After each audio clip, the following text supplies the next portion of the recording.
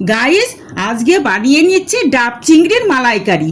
প্রথমে দেখে নেওয়া যাক কি কি উপকরণ লাগছে। প্রথমে চিংড়ি মাছগুলো ধুয়ে পরিষ্কার করে নুন হলুদ মাখিয়ে নিয়েছি। তারপর ডাবের শাঁসটাকে বের করে পেস্ট করে নিয়েছি।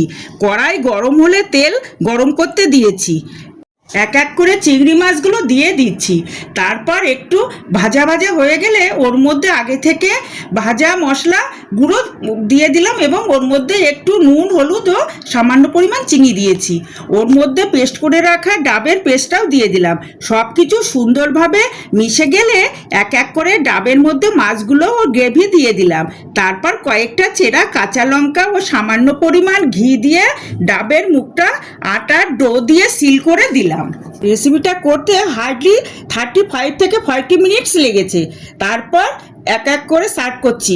বন্ধুরা, এই প্রসঙ্গে একটা কথা বলি, এটা মালয়েশিয়ার রান্না বলে একে মালাইকারি বলা হয় চিংড়ি মাছ দিয়ে। আবার অনেকে বলে থাকেন যে ডাবটাকে দুই ভাগ করলে পরে দুটো বাটির মতন শেপ আসে। কেউ বলে এটা মালাই কিংবা আচা, যে যার ভাষায় বলে। ওই মালাইতে হয় বলে এর নাম মালাইকারি। ব্যাস, তৈরি হয়ে গেল দারুণ সুস্বাদু ডাব চিংড়ি মালাইকারি। গরম গরম ভাতের সঙ্গে একবার খেলে বারবার বানাতে ইচ্ছা করবে। ভিডিওটা ভালো লাগলে লাইক, কমেন্ট আর শেয়ার করতে ভুলবেন না। আরও এমন সহজ রেসিপির জন্য অবশ্যই ফলো ও সাবস্ক্রাইব করুন। তাহলে আজকের মতন টাটা।